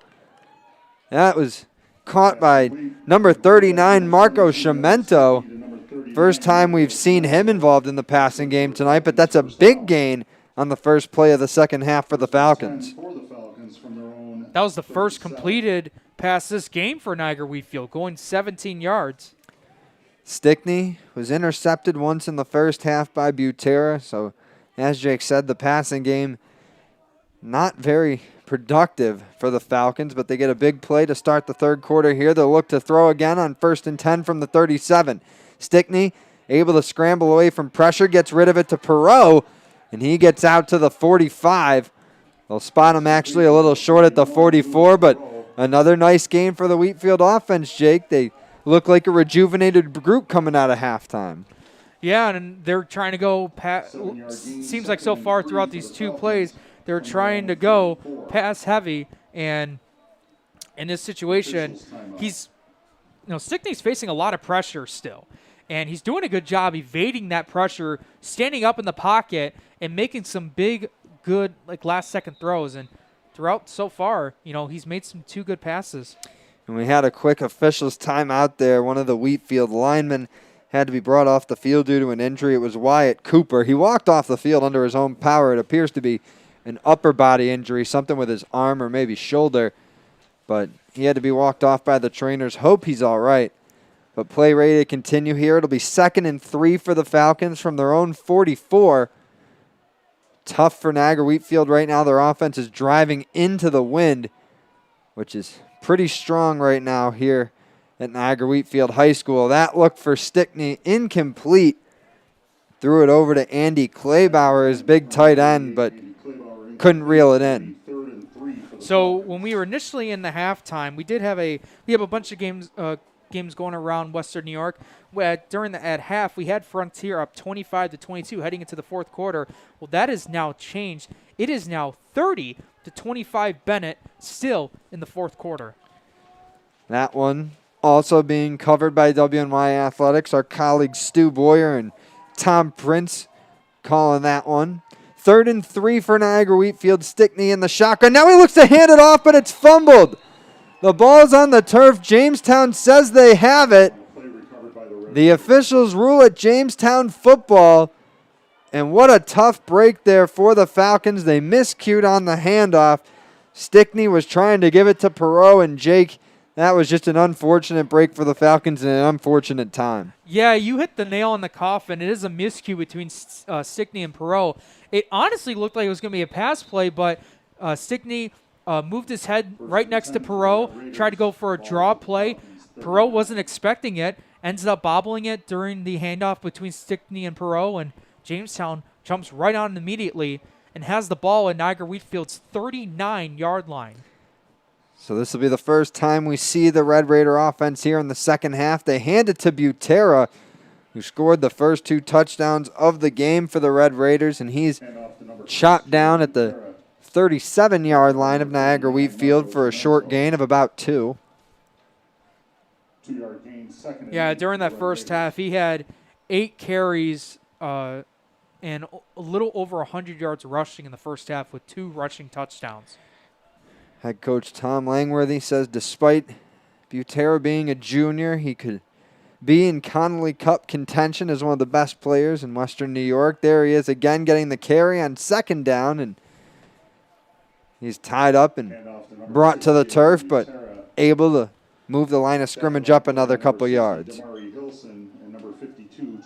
And I will say something about Niagara Wheatfield. When Jalen Butera's had the ball the past couple of carries, they've done a much better job with finding him to stay inside that box when he tries to get through the line of scrimmage.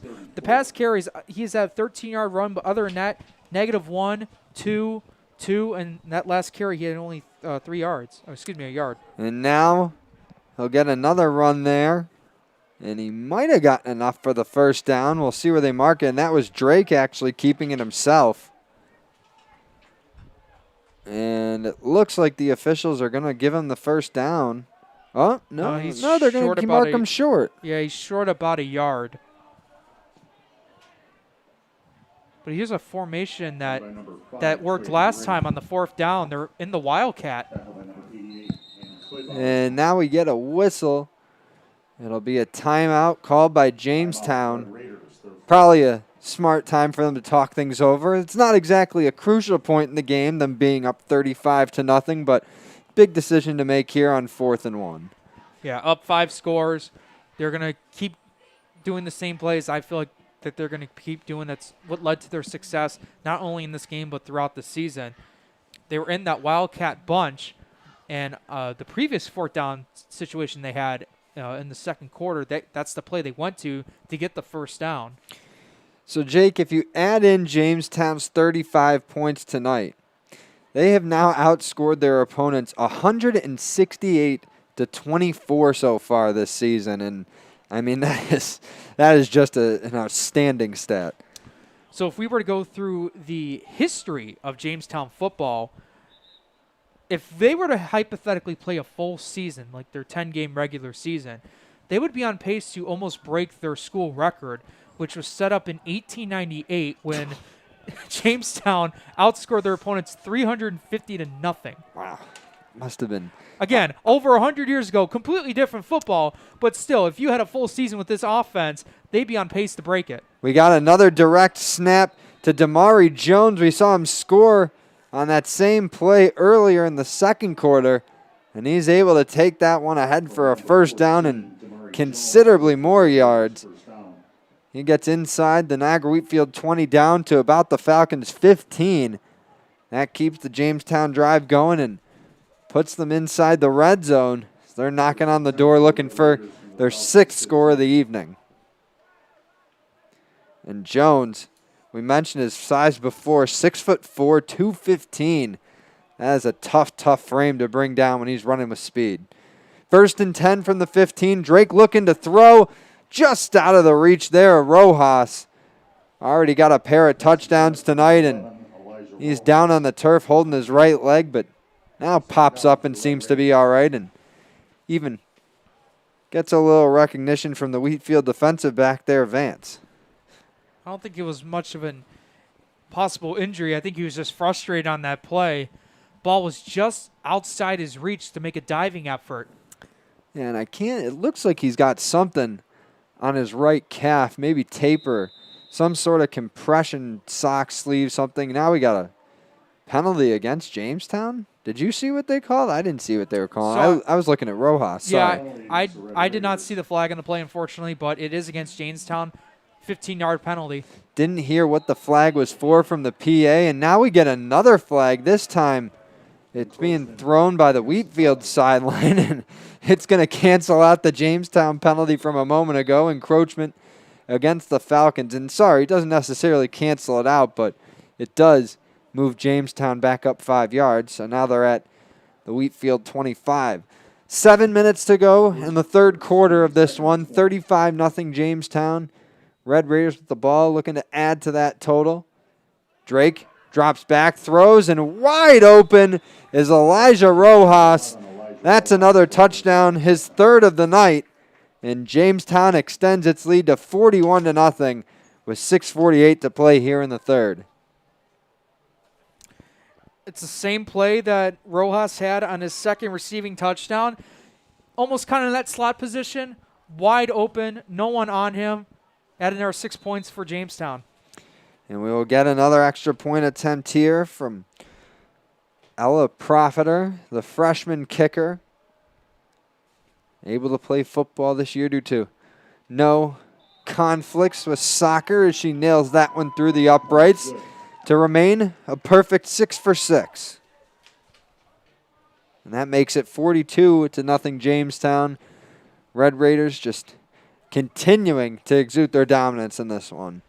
You know, we keep talking about Butera, and how about the great passing from Trey Drake, he's only missed, I want to say, 5 or 6 passes throughout this game. He's well over 150 yards passing, has 3 passing touchdowns on the day. You know, going back to last week for Fredonia, played last week. I don't remember off the top of my head who I believe it was Chautauqua Lake they went up against. Nick Whitfield was tremendous throughout the whole game. Had, I believe, 4 total touchdowns in that game, 3 in the air, and seeing very similar stuff that Whitfield had last week as to what Trey Drake's doing tonight. And you mentioned Drake, 3 passing touchdowns, all 3 of those to Rojas. Rojas with a touchdown in each quarter in this one too, ironically. The first one came at the end of the first quarter on a 21-yard throw. Then in the second, he scored on a 17-yard pass, and then that last one from 25 yards out.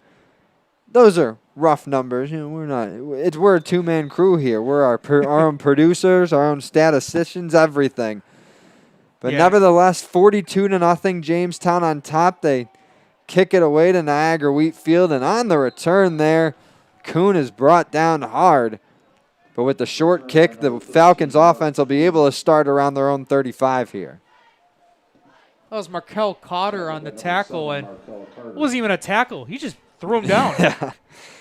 Just kind of very metaphoric of how this game has gone between Jamestown and Niagara Wheatfield so far. The Red Raiders have just kind of come into Sanborn tonight and thrown the Falcons down a little bit. They're giving it their best, but, I mean, really, so far, nobody that has faced Jamestown has been able to hang with the Red Raiders. I mean, Langworthy did say that their game last week against Kenmore West, the 33-12 win, was a hard-fought one. The Blue Devils gave Jamestown a good game. They came well prepared, but imagine that. Even, you know, a 21-point win in Langworthy's eyes is a tough, hard-fought win. So that really tells you how their season's been going so far. But we get a first down carry there from Chimento, as he's been getting some more touches here in the second half for the Wheatfield offense. But he was actually stopped for a loss there, so it'll be 2nd and 11. And we do want to remind you, even though we are watching this game, our stat tracking is not official, so we don't have the official numbers on everything so far. But so far through Niagara Wheatfield, they only have on my sheet apparently just little over, I want to say little over 50 yards of total offense in this game. 5:20 to go in the third quarter. 2nd and 11 for the Falcons. Stickney, or actually it's Xander Fletcher in. Play action. Able to avoid a couple tacklers. Gets nearly back to the line of scrimmage. Maybe a yard or two short. And a lot of scrambling for nothing there from Fletcher. The Jamestown defense just completely locking up those Wheatfield receivers, giving the Falcon quarterbacks nothing downfield to throw to. 3rd and 12 for the Falcons. And Fletcher remaining in there, he's more of a mobile quarterback for Niagara Wheatfield than Stickney. Not saying Stickney isn't good at using his legs, but Fletcher the more athletic of the two, and we saw it there on that last play, despite being brought down for a loss, scrambled away from about 3-4 tacklers. But it'll be 3rd and 12 for the Falcons. 4:30 to play in the quarter. Fletcher drops back to throw, sees some pressure, gets rid of it, but that's incomplete. And we get some pushing and shoving too. Fletcher was tackled just after he threw, but there's a couple other players on the turf as well. No flags thrown on that play. And with 4:21 now to go in the third, it looks like we're going to get another Falcons punt. I believe that was number 47, Jadeel Johnson, that came off that right side, getting right to Fletcher as he tried to get the pass off, and it fell incomplete. So on 4th and 12, the Falcons will punt. Claybauer ready to kick it away. Jamestown, they got Butera and Rojas back to receive. Haven't even mentioned it yet, but both of those guys, along with their quarterback Drake, all key players from the Jamestown basketball team who once again had a very successful season this past winter. Punt away from Claybauer. Gets to the other side of the field, and Rojas is going to pick it up off the bounce and return it to the right side. Gets a nice block at midfield and takes it past the 45 of Niagara Wheatfield. And the Jamestown offense will start this drive at the Falcons' 42. And that's just pure confidence from Rojas. So there's a lot of punts like that where if you get a bounce and you get a defender right in front of you, you normally won't take that. You'll let that ball roll for a couple of yards. But Rojas having the confidence where as soon as he grabs it, he can just take off. And he does it there, cutting to the right side towards the sideline and sets Jamestown up for, once again, great field position. And the Red Raiders playing with the wind at their backs right now, so the offense in a position where they can certainly keep their foot on the gas and stretch this 42-0 lead to even greater measures. And with 3:45 and running in the third quarter, the offense starts this next drive. 1st and 10 run handoff to Butera. Burst through the line with some speed before he gets tackled around the 20. And now we get a flag thrown by the Jamestown sideline. There was some jawing between a couple players. Niagara Wheatfield's, I believe that was Hilson, along with Jamestown's Drace Garland. They were exchanging some words, and it's going to end up being a penalty against Jamestown. And that's going to be a killer. It's funny saying that because they're up by 6 scores, but they want to keep the throttle down, and you want to keep doing that. You can't have penalties. And Langworthy did say one of the team's strengths is the group's character. They prepare for games very well and do a nice job going about their business week to week. In Jamestown, they focus a lot on the mental part of the game, so penalties like that, Jake, especially in a game where you're up 6 scores, Langworthy is not going to be too happy about. But that'll make it 1st and 5 for Jamestown. 3:05 and running here in the third quarter. Handoff to Jones. Makes a nice cut between the tackles to gain a couple. He's going to be spotted right around where the first down marker is. We'll see if they gave it to him. Number 52, Trayvon Matthews, and number 60, Damari Hilson. And for only being a 1st down 5, that was a nice run by Jones. As soon as he was trying to go for that spin move towards the line of scrimmage, he ended up tripping up a little bit, but was able to stay on his feet and gain 4 yards. Jamestown just keeping control of this game, keeping possession of the ball, and trying to wind down the clock as fast as possible and improve to 4-0 on the season. Got a long bus ride back home after this, but it'll be an enjoyable one if they come out of here with the win. Another carry for Jones as he runs out past the 25 and bowls over a defender before being tackled. Roman number 14, Damari Jones, was tackled on the play by number 13, Mark Kuhn. And again, it's great blocking. Left side, Jones had nothing but clean space. Had a safety he met up with, ended up bulldozing him down, but he went down as, Jones went down as well in the process for a 11-yard gain. Yeah, Kuhn measured about 170, Jones around 215, so giving up, roughly 45 pounds there, the defensive back is. He certainly took a shot, but got to give credit to Kuhn. He was stood in there and made the play. Minute and a half to play in this third quarter now. It's another carry for Damari Jones, and he's able to, again, use that big, strong frame to plow through a few defenders and run up ahead for a couple extra yards. I know he's listed as a wide receiver. They list him as a running back as well, but his primary position is a wide receiver. But, man, he is so tough to bring down close and tight like that. And with that big body against this Niagara Wheatfield defense, the Falcons have just gotten nothing but fits from him. It's a 5-yard gain. It'll be 2nd and 5 from the Niagara Wheatfield, 17 for Jamestown. We're inside the final minute of the third now, 50 seconds and counting. Handoff to Butera, runs out to the right side, and he gets down around the 10. Might have been able to split the defenders and get into the end zone there if he didn't run into his own blocker. I was going to say, Butera's been very dominant running the football, and, he's so strong. He's even taken out his own teammates as well. Yeah, Chris Navarro, just fellow receiver, was blocking out on the right side for him, and Butera ran into his backside. But ball remains with Jamestown. It's now 1st and goal for the Red Raiders from the 10. 15 seconds to go here in the third. Clock is running. Handoff Butera. Cuts to the left. Now goes back inside, and he finds the end zone on the run. Butera gets his 3rd of the night. Jamestown, their 7th as a team. And it's 48-0 Red Raiders here late in the third. And Butera's vision is just impeccable tonight. He's finding the holes, even if they're big or small, he's finding his way to get through. That time he went to the left, tried to find a way to cut a little bit to the right, back up the middle, and then goes in for 6 for his 3rd rushing touchdown of the game. Once again, Profiter on for the extra point, looking to be 7 for 7. And she is. That kick goes through. Ella Profiter remains 100% on the PATs.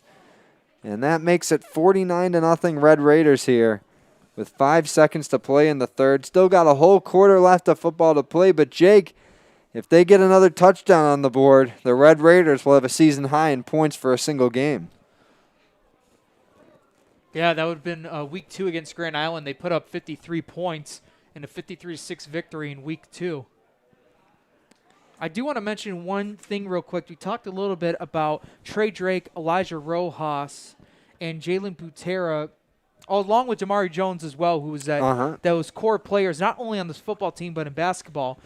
So Chad Andrews from part of Center Court, who does a phenomenal job covering high school basketball here in Section 6, released his all Center Court teams, defenders, or he likes to call us boom, meaning like people who like to dunk the ball extremely well here at Western New York.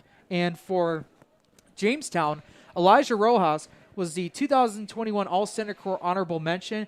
He was also on the first team in ECIC Division I, and his teammate, Jalen Butera, was 2021 All-Center Court third-team defender. And we switched sides over to Niagara Wheatfield. Xander Fletcher was 2021 third-team All-Center Court honors, first-team honors for the Niagara Frontier League. And on this kick return, Wheatfield in some trouble. They get pinned back at their own 10. Clay Bauer tried to return it himself. It went off his hands and back inside the 5. Vance had to return it himself, but by then Jamestown had closed in, and nice job by the special teams unit for the Red Raiders. That's a strong way to end the third. We'll take a quick commercial break. Come right back for fourth quarter action. 49-0 Jamestown on top. Stay right here. We'll be back for 12 more minutes here on WNY Athletics. 300 Level Media is a locally owned and operated multi-purpose media company right here in Western New York. You'll find us everywhere covering the Bills, Sabres, Buttes, Bisons, Big Four basketball, local college sports, and much more. Our staff offers a variety of media services, from video production, live event coverage, audio broadcasts, professional voiceovers, camera operation, and videography. Visit www.300levelmedia.com or give us a call at 716-427-2600. This is 300 Level Media. Logistics Plus is a global transportation provider headquartered in Erie, PA with locations worldwide, including right here in Western New York. Logistics Plus is consistently recognized as a fast-growing transportation and logistics company, great supply chain partner, top freight broker, leading project cargo manager, and a great place to work. With a strong passion for excellence, our 500-plus employees put the plus in logistics. Call our Buffalo office today for an efficient, personal approach for all of your transportation needs. Welcome back to WNYathletics.com and the Western New York Athletics Facebook page, YouTube, Twitter, wherever you may be watching. Start of the fourth quarter here at Niagara Wheatfield High School between the Falcons and the Jamestown Red Raiders. John Simon here alongside Jacob Fyock for the Section 6 Class A1 matchup tonight. And Niagara Wheatfield with the ball deep in their own territory as we start the fourth quarter here. But in the final frame, the game might already be decided as Jamestown has just continued to do what they've done all season, and that is dominate the rest of the A1 division. But 2nd and 9 here, handoff from Fletcher to Cimento, and he goes out to the right side for a gain of a couple, but is brought down short of the first down marker. Yeah, like we mentioned towards the start of this second half, right now from Niagara Wheatfield is trying to find some positives out of these next couple of drives, whatever it's on your offense or your defense, and just work from there heading towards your fifth and final game of the regular season. We mentioned before, it's senior night for this Niagara Wheatfield Falcons squad. They went through all the seniors from the football team and the cheerleaders before the game, did the on-field ceremonies with all the parents. Another run for Cimento here on 3rd and 6. He goes out to the left side for a gain of a couple, but still going to be short of a first. And we'll see where they mark him, how many yards short he is. This is going to be 4th down and 2. And if you're the Falcons, got to just go for it. Nothing to lose here. That's what they'll do. Fletcher, under center, hands it off, and it looks like they got more than enough for the first. Nice run there. I believe that was Cimento that got the carry, but I'm waiting to see the body that comes out of the pile. No, it was Perot. So a nice run by Louis Perot, one of the many seniors who Niagara Wheatfield celebrated tonight. And that keeps this Falcon drive going. They're out to the 22.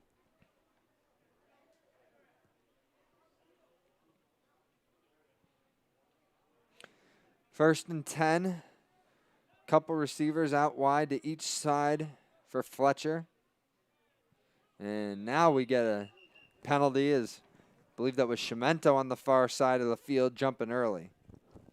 Yeah, both teams jumped, but Niagara Wheatfield was one that initiated the jump first. 5-yard penalty, 1st and 15.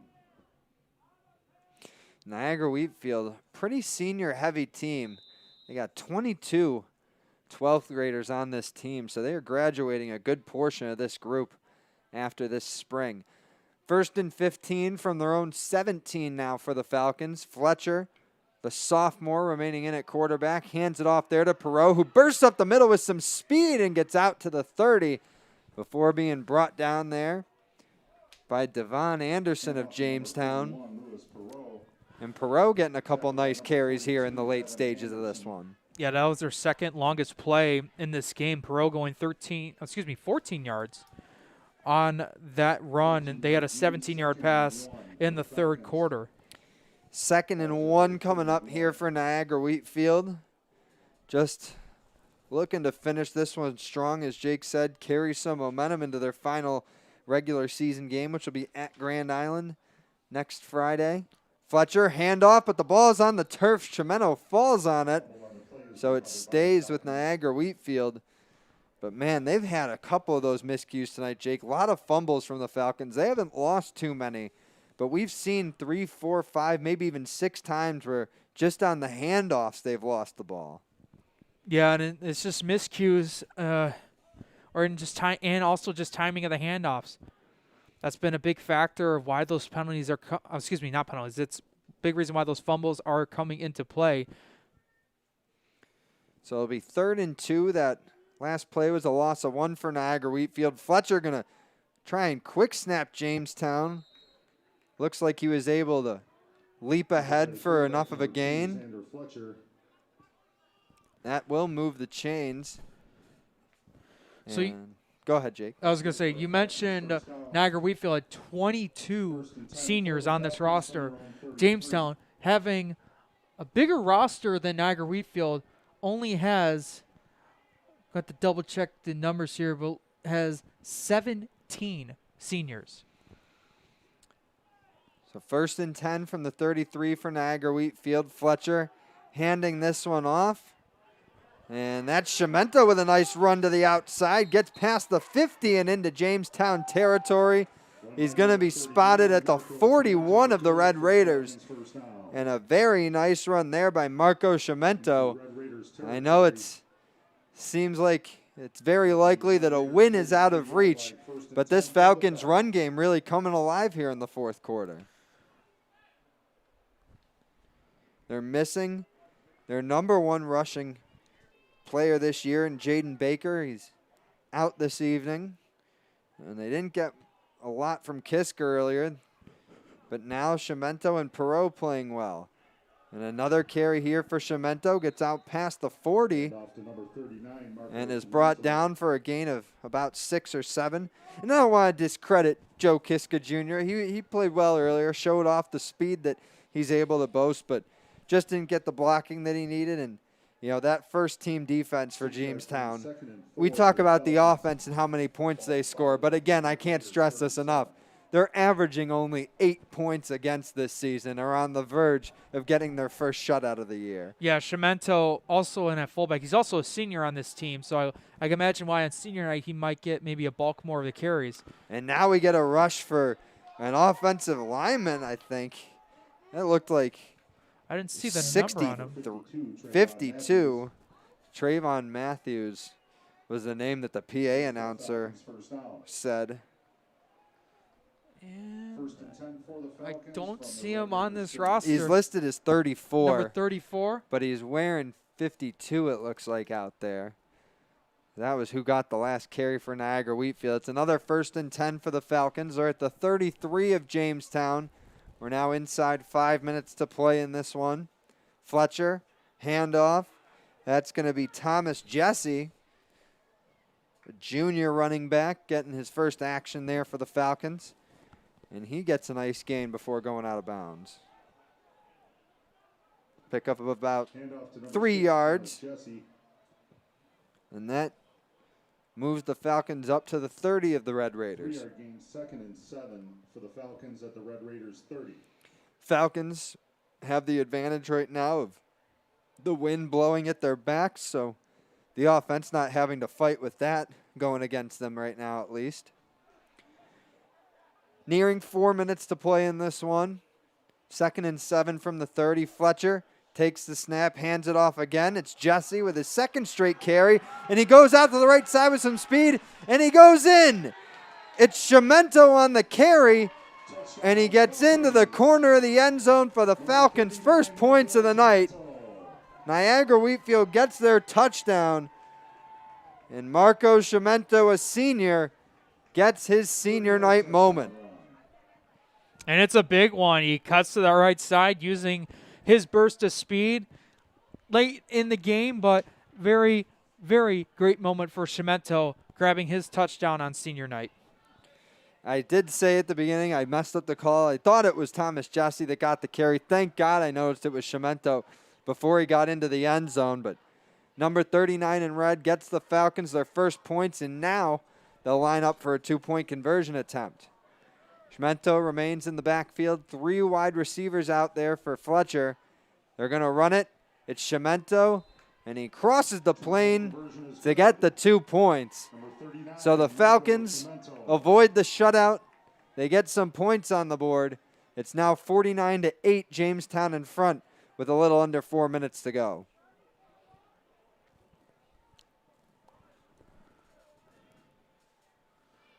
As we take a look at Niagara Wheatfield's schedule, next week they're scheduled to take on Grand Island for a 7 p.m. kickoff.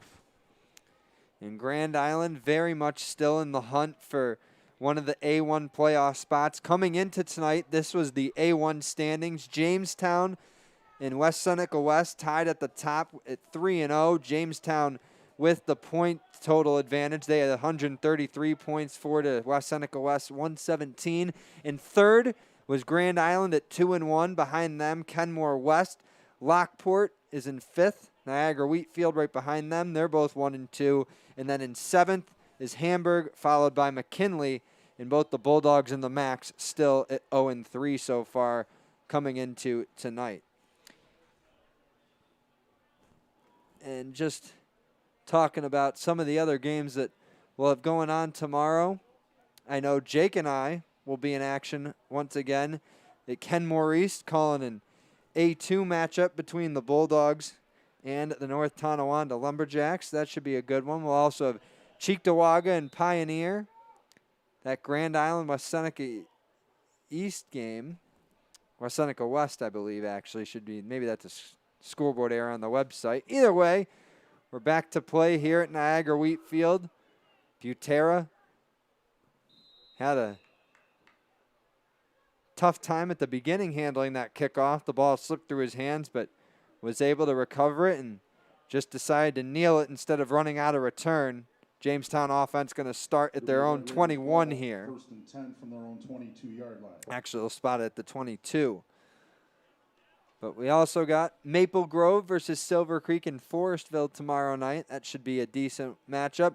Another big matchup in Class B, Pioneer and Cheektowaga. South Park versus Amherst in an A2 clash. Hutch Tech, Niagara Falls in AA. Lockport, West Seneca West. Tonawanda, Cleve Hill. Casadaga Valley and Falconer against CSP. Got a lot of good high school football games tomorrow.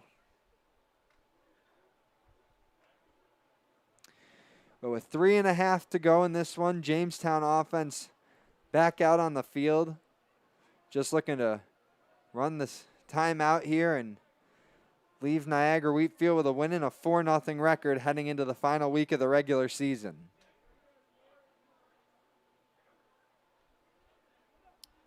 And it'll be a QB keeper on that one. As running it out ahead for gain of a couple was Colin Melendez. Now in at quarterback for Jamestown. Trey Drake's night is done. Melendez, a fellow sophomore of Drake's. Not too often you see that, Jake. 2 sophomore quarterbacks on one varsity team. But Melendez using his legs there to pick up 4 yards and get us inside 2:45 to play. Going to be another run for Melendez here. Met by a few tacklers and brought down after a short gain. I mentioned Niagara Wheatfield going to wrap up their regular season next Friday at Grand Island. I mentioned earlier, Jamestown got a big Week 5 matchup ahead of them against West Seneca West. And that could very well be for first place in the A1 division and the top seeded spot going into the playoffs. West Seneca West, they're in action tomorrow against Lockport. They'll have to win that one to stay atop the division with Jamestown at 4-0. 3rd and 3 here, Melendez with another quarterback keeper. And he's brought down before picking up the first down. So that'll bring up 4th for Jamestown.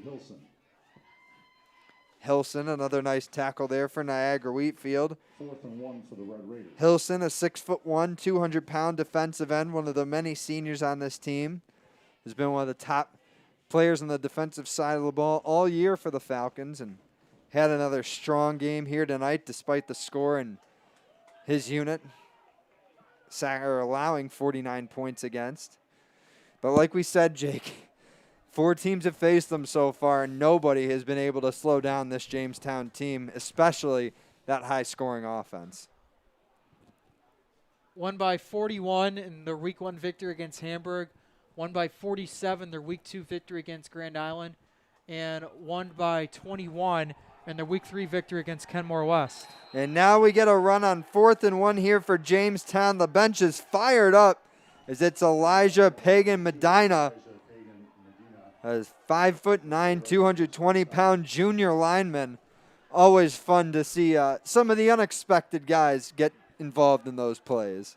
Yeah, those are the plays where your star players on your team get fired up the most. They don't get that much playing time, especially with this short condensed season. They don't see much action on the field. So when you see something like that, it's always a memorable moment for the team. Trey Drake and Damari Jones, the starting quarterback and wide receiver, were the 2 most excited on the bench there. Now we get a run on 1st and 10 for Jamestown, but Niagara Wheatfield's defense looking to finish the game on a high note as they were able to stuff Dan O'Brien there on that carry. And with the clock winding down to 15 seconds and counting, that could be the last play we see in this one. Under 10 now. Jamestown coming back to the line, but they have no urgency in them. It appears to run a play. And the clock will hit 000. The siren will horn or sound, and that will do it. We go final here at Niagara Wheatfield, and Jamestown improves to 4-0 with a huge 49-8 victory over the home Niagara Wheatfield Falcons tonight. Tremendous victory. They had a long travel to get here, all the way from Jamestown. They go on the road, and they just do what they've done all season, win in dominant fashion. Yeah, 3 touchdowns for Jalen Butera, another 3 for Elijah Rojas. Damari Jones add ones as well. Huge passing night for Trey Drake, and all-around good night for Jamestown. Their defense sticks to their season average of 8 points against. That's all they allow this evening. They improve to 4-0, stay atop the A1 division, and as long as West Seneca West wins tomorrow at Lockport, we will have an undefeated team versus undefeated team matchup week 5 at Jamestown for the top seed in the A1 division. That will be against West Seneca West at Jamestown next Friday, April 30th at 7 p.m. Speaking of future broadcasts, tonight or tomorrow at night, Jake and I will be back here on the WNY Athletics Facebook page, YouTube, and website for an A2 matchup between North Tonawanda and Kenmore East. But we want to thank you for tuning in to tonight's matchup. For our cameraman, Jake Hartford, want to thank him for his work tonight. Jake Fyack and myself, John Simon, thank you for tuning in. Once again, Jamestown 48, Niagara Wheatfield, or Jamestown 49, Niagara Wheatfield 8. Jamestown improves to 4-0. Niagara Wheatfield drops to 1-3. And that will do it for us here tonight. Thank you again for tuning in, and we will see you next time for more high school sports action here on WNY Athletics.